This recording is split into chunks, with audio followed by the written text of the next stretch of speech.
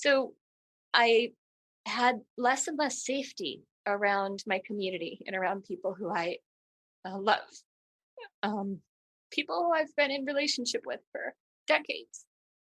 And Yeah. I found myself distancing from those people as I was building up a sense of safety and belonging with my new QAnon Red Pill community.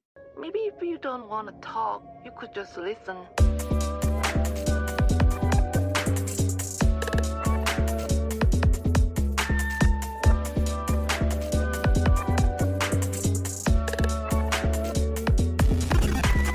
I won't have to do this living. I just walk around. I want to be swept off my feet, you know? I am prepared for amazing things to happen. I can handle it. Alright, gang, what is happening? I am Al Foster, and you are listening to the latest episode of your third favorite above average but infinitely curious podcast, Dined Out, a show dedicated to exploring the mysteries and the meaning of life, an audio kaleidoscope looking into society, culture, and experience. Or, something like that. So guys, I'm going to level with you from the start. This week's episode and next week's episode, it's covering a pretty serious topic.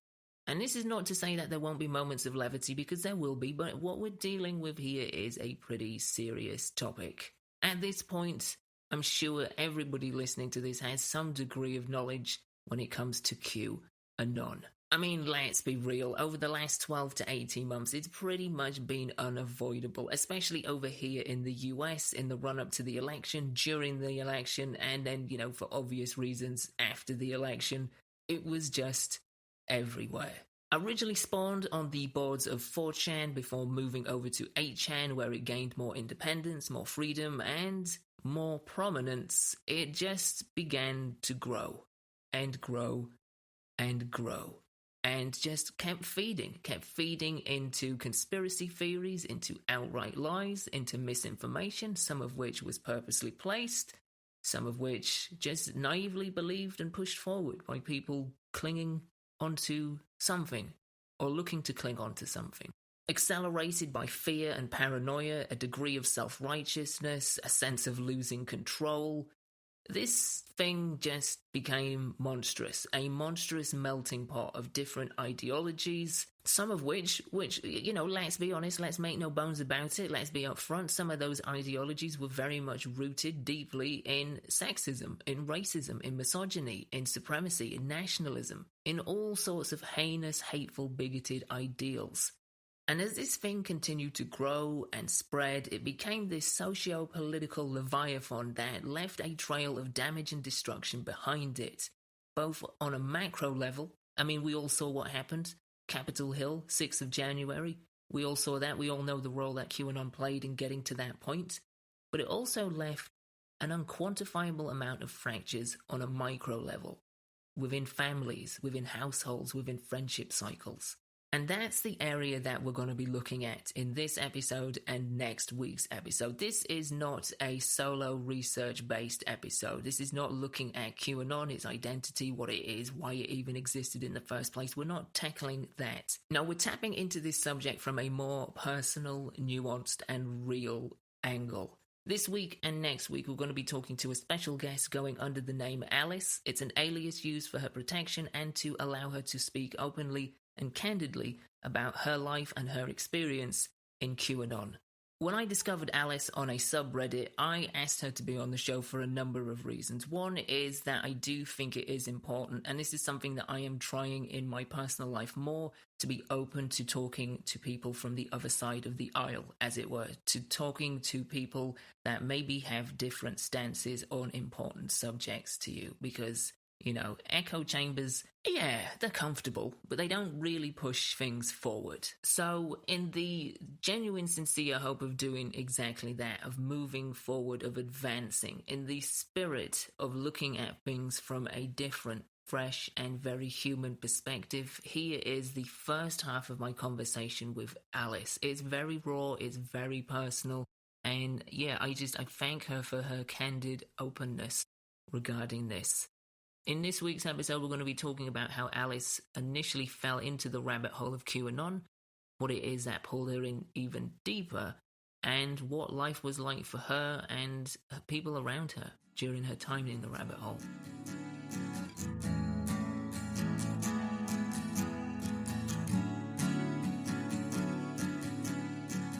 First and foremost, Alice, I want to say thank you for appearing. As I said to you before off air, I can't say I know how it feels being in your position, but I imagine talking openly about what we're about to talk about can be and has been a little bit difficult for you. So, yeah, first and foremost, I wanted to say privately and publicly on the show that I do genuinely appreciate you being here, taking the time and sharing. Thank you. Appreciate that.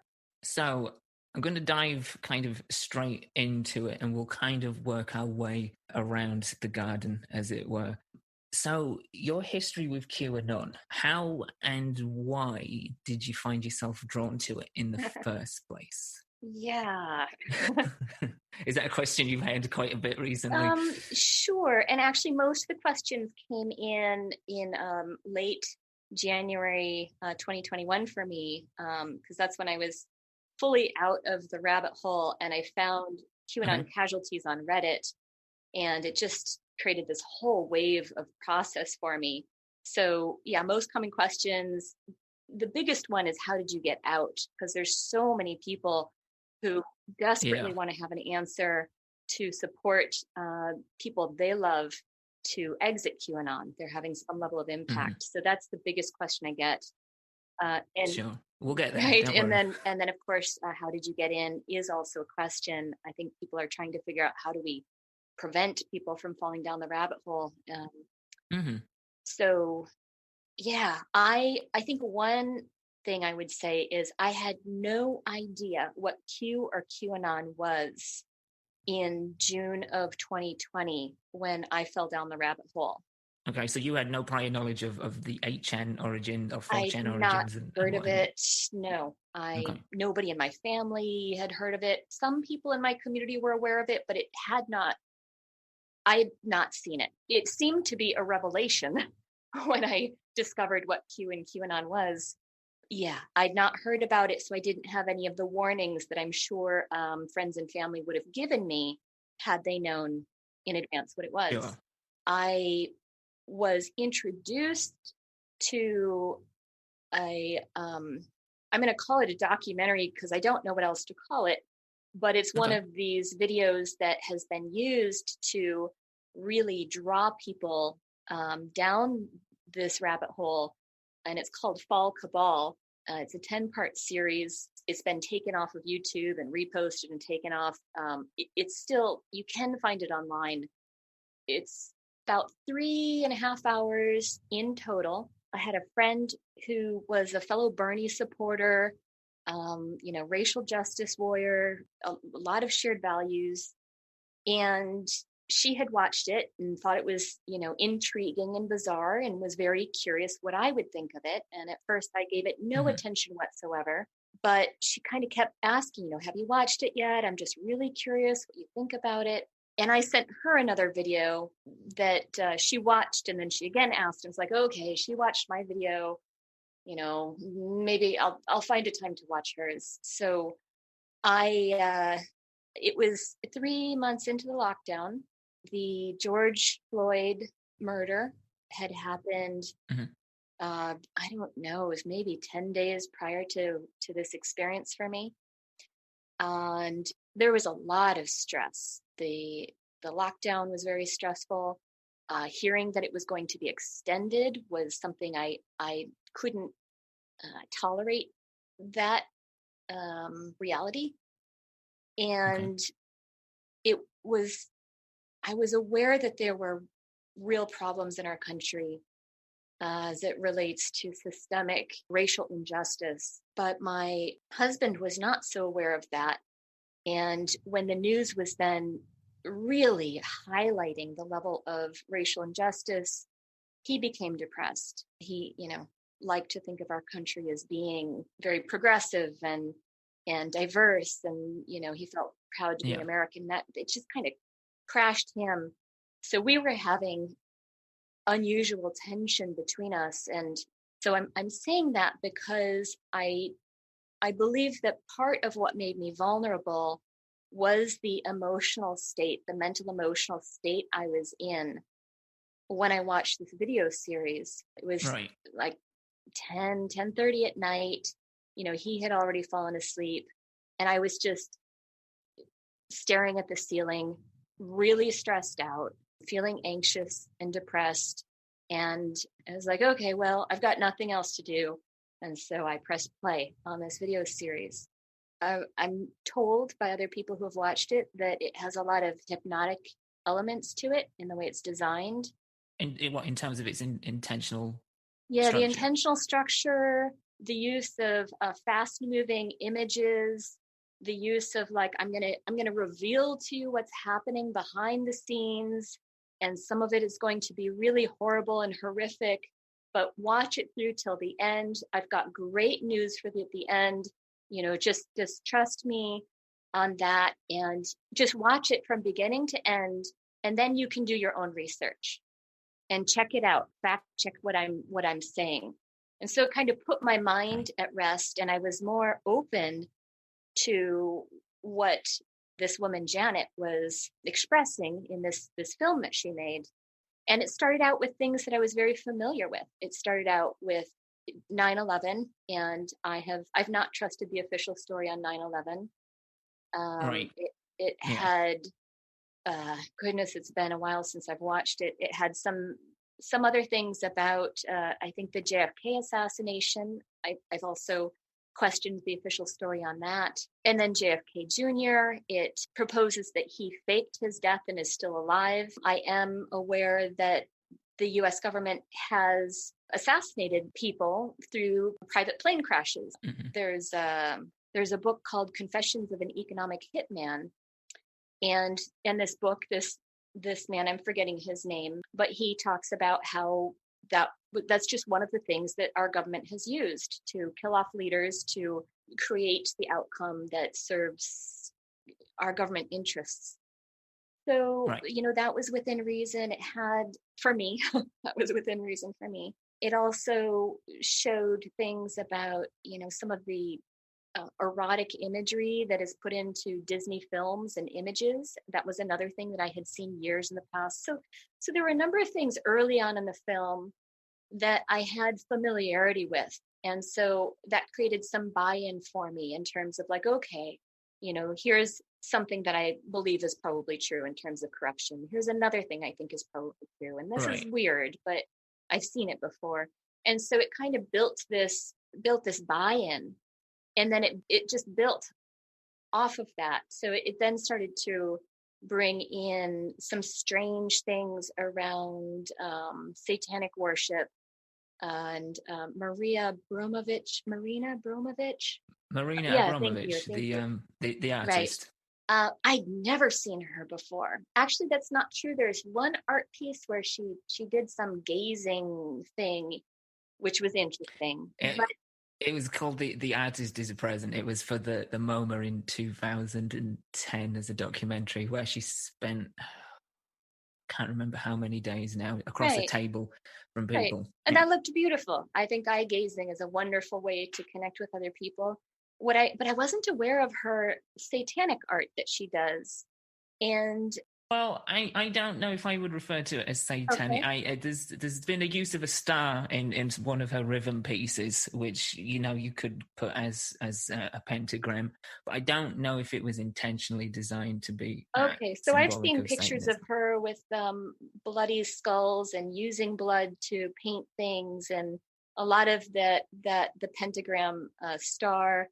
And then the spirit dinners, and that definitely started to create emotions in me, incredible discomfort in me.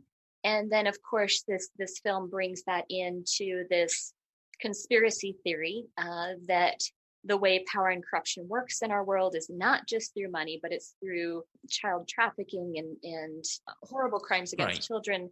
At that point, what I'm told is, if you start to believe in that, it like takes over your brain. There's a bit of like, this is so horrible. This is so horrible.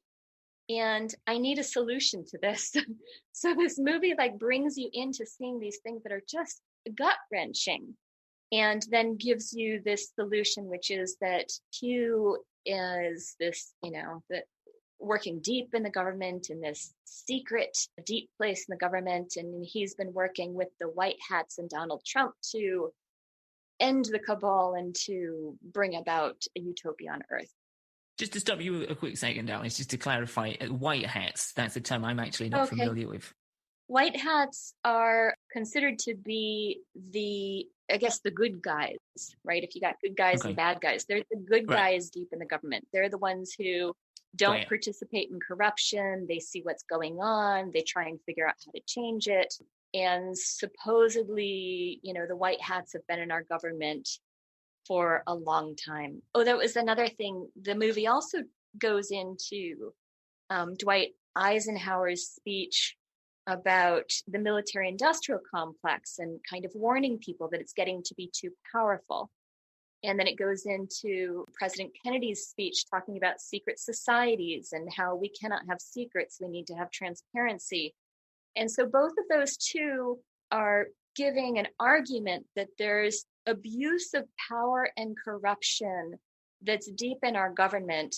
So I think those were called the black hats, because I would sometimes hear white hats and black hats. And President Kennedy, and then of course the Kennedy family, were seen as white hats who were trying to undo the abuse of corruption and the abuse of power inside the government. So the story is that the good guys deep in the CIA and the FBI, that they have been secretly working together to try to figure out how to end the corruption that's within our government.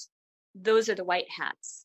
And from those white hats is the entity called Q, right? Q supposedly is this deep insider that has the highest level of security clearance. But Q is not alone. It's Q and the white hats. And the story from Janet's perspective, which is shared by a lot of QAnons, is that they identified Donald Trump as being the perfect candidate to pull off the plan, quote unquote, the plan. Right. Got you. Yeah. He's the guy. He's the fella to do it. Right. So again, this film was 3.5 hours, and that's all it took for me to go from identifying as a liberal progressive to a QAnon. Yeah, see, I was going to touch upon this because you did mention, and I did read in one of your posts online, that you were previously a Bernie supporter. Yes. So, like, on the surface, as a sort of fervent Bernie supporter myself, it's a little bit hard for me to kind of wrap my head around how you went from one to the other. Yeah, I had such an aversion to Donald Trump prior to watching this film. Like, I had a hard time looking at images of him or hearing his voice. I would literally have physical nausea come up. Right. And what happened in this film, part of the way it weaves the story, is it says you are feeling physical nausea because the mainstream media, which is owned basically by 6 old white oligarchs, has been brainwashing you. They feel threatened by Donald Trump because he's the only one who threatens their power. And they've been brainwashing you into thinking that he's a bad man because they don't want him to take away their power. And so it flipped my whole system of trust. I still love Bernie, but I thought maybe Bernie was brainwashed. And it's so bizarre. But after watching this film, I still, even though I'm out of the rabbit hole now, I still don't know how much I can trust mainstream media. I don't have the same trust in it that I had prior to this experience. I have more trust, though, than when I was in the rabbit hole. But it's definitely had me look at mainstream media in a different way. I do believe that there's propaganda and lies throughout our media. So I don't have the visceral mistrust of mainstream media, but I do fully see why people question what they're being told and why they should question what they're being told, because every news outlet serves a higher master, and that's basically who owns them and what sort of side of the fence they align themselves on. And it's not necessarily this all-encompassing thing, but it can be subtle presentation and it can be the not mentioning of certain facts and just kind of gatekeeping to a certain degree to fit their audience and demographic. It's like to support your narrative. Yeah, it's like anybody that makes anything, you want to cater primarily to your audience, your demographic. Right. So this video series had me flip what I thought was authoritative truth. And all of a sudden I think part of it is my psyche wanted to believe this savior story, right? That that somehow the good guys are winning and and the good guys are Q and the white hats and Trump. And everything else is lies. I think there's something called reaction formation that I've been looking into. Basically, the way it was described to me is when you look out into the world and you don't feel safe with reality as it is, there's a psychological mechanism that makes you ready to hear a different view of the way the world is. And if that new view gives you a deeper sense of safety than the previous view, you're likely to adopt it. But it's like a subconscious mechanism. I'm safer here than I was over there. And yeah, I suppose it's kind of playing to just like our core instinctual sort of mechanisms of outside of shelter, warmth, and food. It's a case of comfort and a sense of protection. Yeah, and there's also I would say belonging in a sense of transcendence or communion with a higher power. You know, this wanting to believe. There's so many crises happening in our world right now. So there's, wanting to believe that there's a higher power and, some kind of higher order or a higher intelligence that is taking care of it all behind the scenes, right? So I don't have to freak out about, global warming and the loss of clean air and water and soil, or the many other crises that we're dealing with right now. It's overwhelming. And so this gave me a simple solution that my psyche just wanted to hold on to for a period of time. And I have friends who are still in it. Like they're clinging to the QAnon theories, like a born again Christian clings to Jesus and their newfound salvation. Do you feel like that is for that reason, for that sense of safety? Yes. For quite a while, it gave me a deeper sense of safety. Yeah, but that didn't last. There's something about my experience was when I first fell down the rabbit hole, I felt elated. I felt amazing. I felt like the veils had lifted. I understood what was happening behind the scenes. I saw how the world was working. I saw the problem. I saw the solution. We just needed to wake people up. We needed them to understand that the mainstream media is lying to us and that the vaccines are, part of the cabal's plan to dominate humanity, because if we don't go according to their plan, then they cannot fulfill it. And then, then we again enter into utopia together. And I'm kind of oversimplifying it or making fun of it a little bit now. Right. But yeah, there was an overnight flip, which of course that was very difficult on the people around me. Yeah, I'm kind of going to get into that in just a second. I kind of wanted to touch upon very quickly. So going from this instant sort of presumably like a fire's been lit under you and you've kind of had, as you said, the veil taken off of your eyes and you're kind of seeing things for what you felt they were all along, but now you've just kind of realised you've been awoken to it, red-pilled, as it were. You mentioned having like this real sort of physical aversion to Trump. How did that swing? Like, what kind of transition time was that from being like feeling physically adverse to seeing him or hearing his voice to kind of accepting him in a different light? Like, what was that transition like? How long did that take? Well, I know. I mean, that was with this video series as well. The whole thing flipped me in 3.5 hours. Wow. I went from feeling a nauseated aversion to him to going, oh my God, he is doing one of the most difficult jobs on the planet. I'm generally not a religious person, but I aligned with people who went, he's chosen by God. He is fulfilling this role that is like none other on our planet, Right. in terms of the transition from this evil power structure to the decimation of this evil power structure as humanity evolves from the age of Pisces to the age of Aquarius. This is the Great Awakening. It really fit in with a lot of other spiritual stories about what's happening in this day and age. It's the end of the Mayan calendar. It's perhaps the end of the Kali Yuga, and we're entering to the Satya Yuga, right? That all maps onto this idea of a great awakening. And so it felt like there was some kind of mystical something behind it. So you could draw parallels from things that you had obviously encountered before, things you'd heard of, and as you say, from like a sort of historical and somewhat spiritual aspects. You're like, okay, this kind of, it seems like it's aligning. It kind of feels like this has already been foretold, but just with a different name, different terminology. Right. And surprise, it turns out to be like the one person I have biggest aversion to in the world. Yeah. Turns out that he's actually the good guy. Right. Yeah. The last person I would have pegged is actually the savior. Right. What I want to know, Alice, is so you've had this flip. You've kind of gone from one side to the other, and you kind of seeing things in reverse almost, as it were. Everything's become sort of inverted.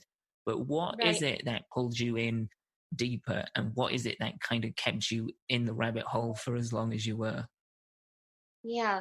And first of all, I want to say it wasn't a complete inversion, because there was a core that was absolutely the same. And between the core that's the same, from being a Bernie supporter to being a QAnon, is the idea that there is a power and corruption that is harmful to humanity and the planet. And there's a desire to create a world that works for everyone. There's a desire for what Charles Eisenstein calls the more beautiful world our hearts know is possible, right? And earlier I said like a utopia. That was the same prior to and after this flip. However, when I became a QAnon, it felt more like it was attainable. Like this was just what was happening, and I was playing my role in some divine play. So that part was the same. In terms of going deeper down the rabbit hole, Facebook was brilliant at supporting a deeper dive down the rabbit hole. So the first thing that happened was I went, oh my goodness, now I can see what's actually going on behind the scenes. And then the very next day I was on Facebook, it was very easy for me to see who in my community was a QAnon, who else had quote unquote woken up, and who was arguing against it.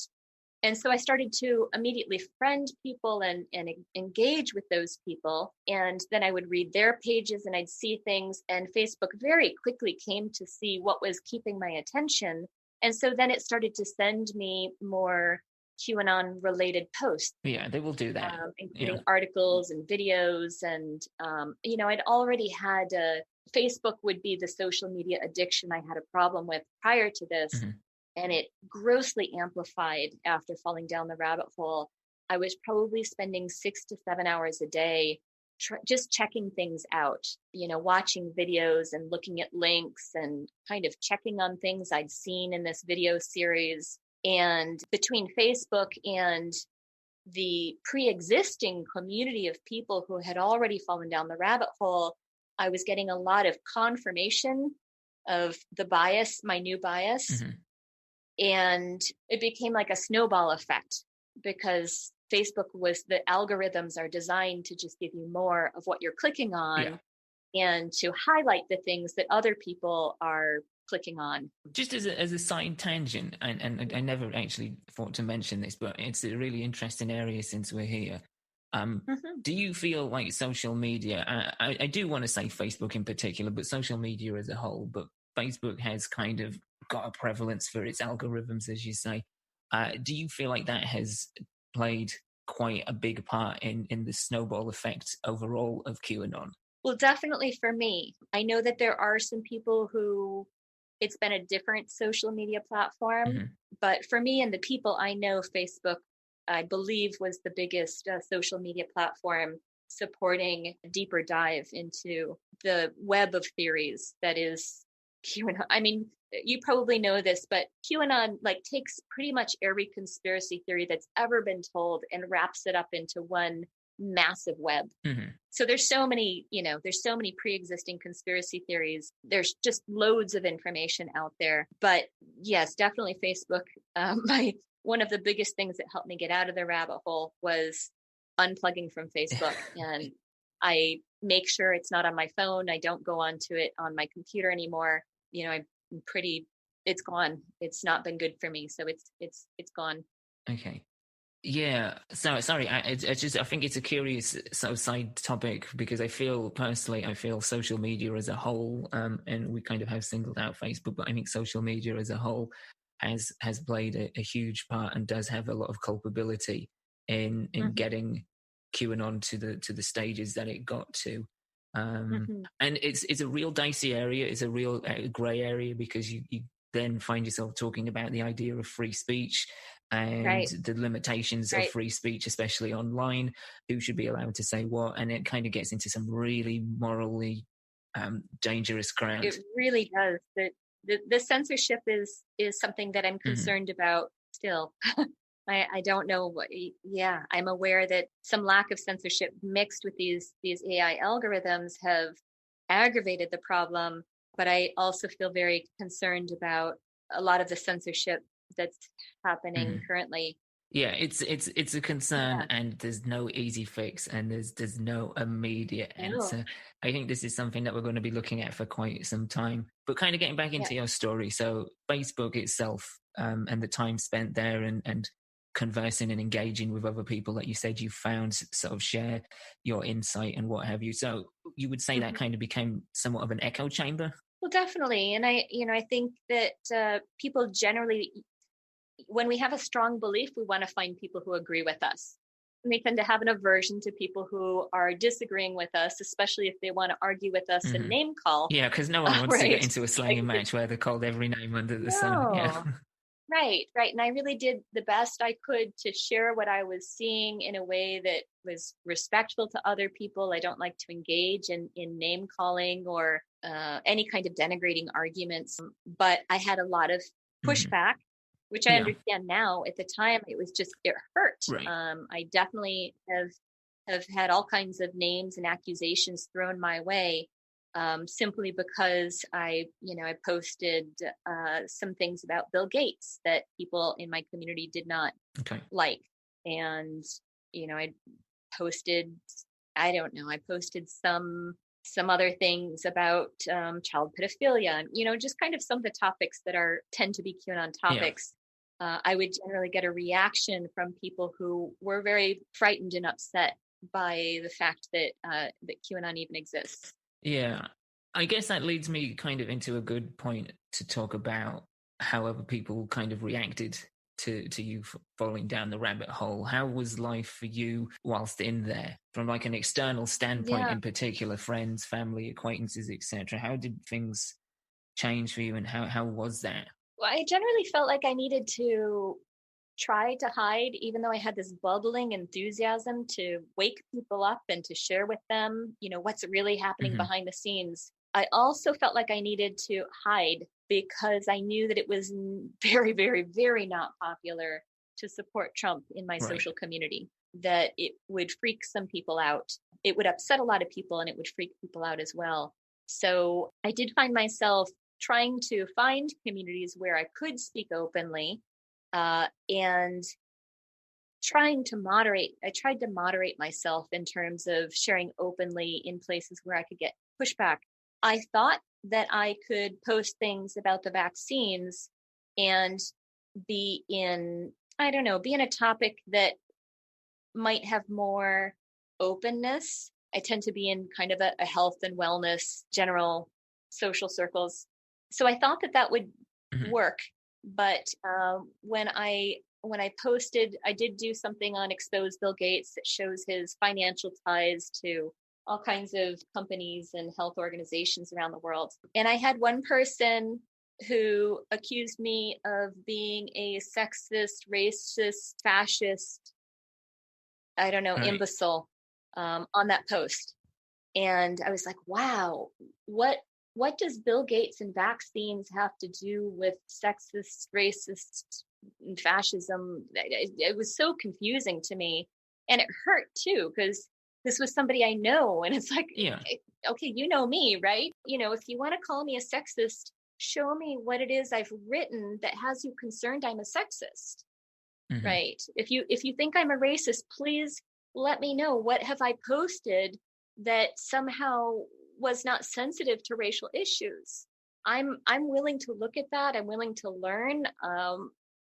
But it's painful to have an accusation made when those accusations are totally against my sense of self and my values. So I had less and less safety around my community and around people who I love, people who I've been in relationship with for decades. And I found myself distancing from those people as I was building up a sense of safety and belonging with my new QAnon Red Pill community. They were the place that I went to have to receive empathy and compassion and friendship and care and understanding. So I can really see how easy it is for people who go down the rabbit hole to distance themselves from people who they love and to align themselves with other QAnons and other people who share that belief system. I seen in a post of yours that you mentioned about not so much cutting people off, but kind of distancing yourself from people that you felt wouldn't quite understand or would, as you've explained there, sort of misinterpreted the angle that you're coming from with the things that you were sharing. But you, in a post I saw you mention the idea of compassion and commitment to your relationships with a couple of people, and how some people within your life, although they didn't quite understand where you were coming from, the angle that you were approaching these things from, didn't cut you off, didn't make those instant assumptions. How important was that for you sort of during your time in the rabbit hole? Yeah, that was huge. That was a lifeline for me, because if I hadn't had that, I probably would have cut myself off from everyone and sought to build a new life, which I didn't want to do. But it's exhausting to have accusations and to feel like you have to defend yourself all the time. I can only imagine. I imagine there's also a lot of people that haven't been able to do that and that have ended up cutting people off and kind of having to sort of build a new life, and people that have had like a real severance between their old life and what they deemed as their new life. Definitely. And especially for those that have managed to get out themselves like you have, if they've done that, then I can only imagine how difficult that is, because then they're having to start yet again with nobody on either side to sort of find a sense of comfort. It's really hard for me to imagine how people get out of the rabbit hole if they don't have lifelines. It's really hard for me to imagine. It's because it's safer to stay with people who show care for you. Absolutely. It's a pretty big breakdown of reality. It's very embarrassing and easy to feel shame when you recognize how much absurdity there is in the rabbit hole. I think there's also things to be learned in the rabbit hole.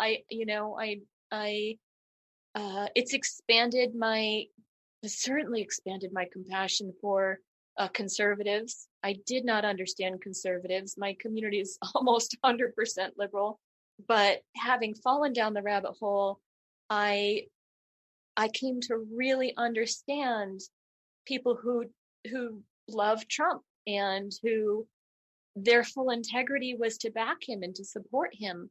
I've been in the news echo chambers that would support that way of viewing the world. And so I have a level of compassionate understanding for Trump supporters that was just so far beyond anything I could understand prior to this experience. And compassion is a huge value for me. So that's been a growth piece. I mean, from my standpoint, coming in as a relative stranger to you, Alice, in your situation, it's very clear how much of an emotional impact this has had. But it's an amazing thing to think that you've at least got something from that experience, that you've taken that experience and taken something from it, rather than it just being a wholly negative period. You've managed to find a sense of compassion where previously you couldn't imagine placing compassion. Yeah. Yeah. And I think that it's obviously been a hell of a thing for you to go through, but it's an amazing thing that you've managed to pull something good out of it. Yeah. Thank you.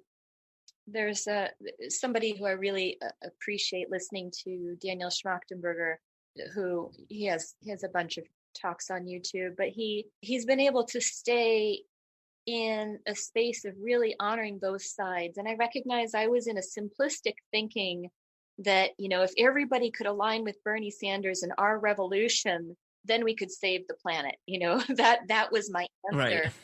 And in this experience, the humbling thing is I've just come to understand it's so much more complex than that. Mm-hmm. But I'd rather be in a space of compassion and openness than to be in a kind of black and white thinking of I've got the truth and you don't.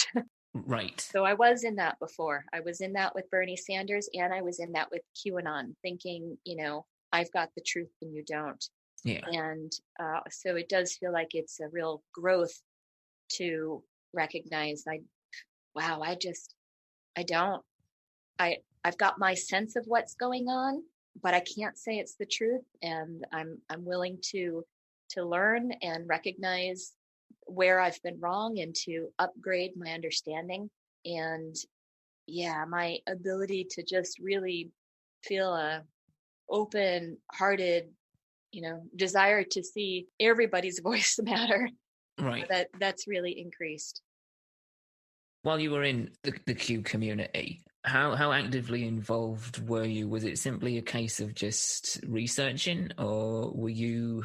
Because you seem to be quite infused by the things that you felt you were learning and seeing for the first time. So were you just simply researching for your own benefit, or were you trying to sort of actively recruit people or wake them up, or just engaging in this new safe area that you'd found with people? I would say for the first 2 months, I was very actively trying to wake other people up. Okay. It felt like that was the best thing I could do. I felt motivated from a place of love, kind of like Christians can be motivated from a place of love to support you, right? So really solidly for a couple of months, my enthusiasm was really high, and I was trying to find ways to get through to people around me. I have one friend in my community who I would say believes in most of the conspiracy theories, but has never believed in Q. And he's been kind of in conspiracy theory world in a strong way for close to 20 years. And he gave me a healthy piece of feedback, which was to say that my enthusiasm was driving people away. Right. And suggested that I tone it down. And I said, It's so hard to tone it down. He said, I know exactly what you mean, because I felt that way 20 years ago when I started to see some of these things. Mm-hmm. And it was good advice because prior to that, I was so driven by, I want you to wake up with me. I want you to feel again, it felt like a revelation. It felt like an awakening. I was so filled with love and joy after watching this video series that it was like my fear disappeared. My mind felt more clear. I had high energy. My creativity was way up. My confidence was way up. I felt amazing for the first 2 to 3 months. And I utilized that to kind of confirm that what I had seen was true. I didn't realize that what had happened in this video is that it gave me a story that made my fear temporarily disappear. And it's just naturally a wonderful feeling when your fear's gone. Sure. Yeah. Yeah. Absolutely. Yeah. So I really did try hard to give other people that wonderful feeling of waking up. I was hoping that lack of fear was a new state of being that I would maintain, Right. It for wasn't years just to come. a temporary high of sorts. Right, right. It really was the greatest natural high I've ever had in my life to feel that way and to feel that way for months. So I thought if I could give that gift to other people, they would forgive me for the discomfort they felt in their awakening process, because it's Right. so liberating once you awaken. So I really, really sought to engage in a loving and active way. After a couple months, when my friend let me know kindly that I was turning people off, I did temper it down, and it kind of slowly dissipated from there. And at that point, I was just staying connected to kind of red pill QAnon community, because that felt like it was a place of sanity, and my old community felt like a place of insanity and lack of safety. So I was less compelled to try to convert them, but I was Right. also kind of starting to give up on them, and kind of Mhm. going, okay, I can't I can't save people. There's also the fear that still exists a lot in QAnons. And to be honest, I haven't fully, like, I don't know what to do with it. I don't fully trust the vaccine still. And I Okay. know that's a very unpopular thing to say, but the concern was definitely blown up much bigger than it is currently, fearing, fearing that this vaccine had a dark agenda to it. So again, I don't totally trust the vaccine, but I'm not as frightened of it as I was Right. when I was a QAnon. I was really frightened that that it could kill off all the people I love within a few years' time. Yeah. Mm. So presumably a lot of the fear for it was stoked by the idea of it. This is another control method. Right. That it's a control method. I think some of the rumors was that there could be, nanotechnology Yeah. microchip Yeah. put in it, or it can change your DNA and, make you no longer legally human. And when you're not legally human, you can be treated like an animal. There are just so many rumors about the vaccine that were frightening. And it was hard to, how do you fact check it when you don't trust the fact checkers? Right. I was gonna say I wanted to just lean into that a little bit into terms of that, because there is, it seems from an outsider's perspective that obviously there is a real mistrust with mainstream media. So Right. when there is, as you say, fact checkers, but you don't trust them, that you kind of Right. become almost conditioned to just basically cut them off and be like, okay, well, no, because they're going to say that because that's what they want from you. Right. How much did you find yourself actually buying into some of these rumors? Because I'll be honest, with all due Yeah. respect, the nanotechnology things, like, utter lunacy. Yeah, I hear that. I mean, I understand why people may be like questioning vaccines, and Yeah. I think you should question everything Yeah. to a degree. But there are some things that were, and again, I can only go from my perspective. Sure. It's obviously different because you've been on the other side of the fence, as it were, and what have you. Yeah. I But believe nanotechnology is farther along than we generally see, but I oh, don't think that there's absolutely, nanotechnology bots or tracking devices in the right, vaccine. sure. Yeah. Yeah. All right, so I want to go from the natural high that you got to the come Hmm. down, and the doubt that kind of came to you, and the movement towards leaving Hmm. Q.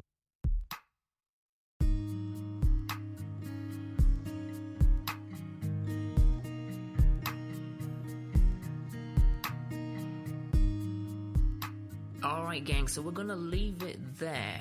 Next week, we're going to be looking at how Alice actually escaped the rabbit hole and what it's been like since. And yeah, we're going to kind of get into that, which is its own separate, raw, personal, and very human story. Yeah, there's a lot of ups and downs for sure in the concluding part of this conversation. So do make sure you check it out next week. The best way to ensure that happens, as I always say, is the best way to support the show as well. If you're new to what we're doing here at Dimed Out and you like what you've heard, then the best way to show some love and support what we're doing and help us grow is to simply subscribe via your favorite podcast platform. You can also give us a rating and a review. Those help enormously.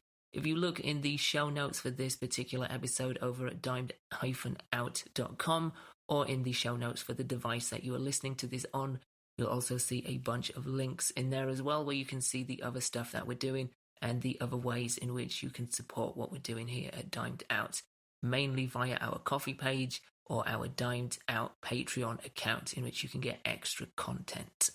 Alright guys, on that note, that pretty much does it for this week. As I say, do make sure you check into next week's episode where we finish our conversation with Alice. But until then, as always, thank you for listening.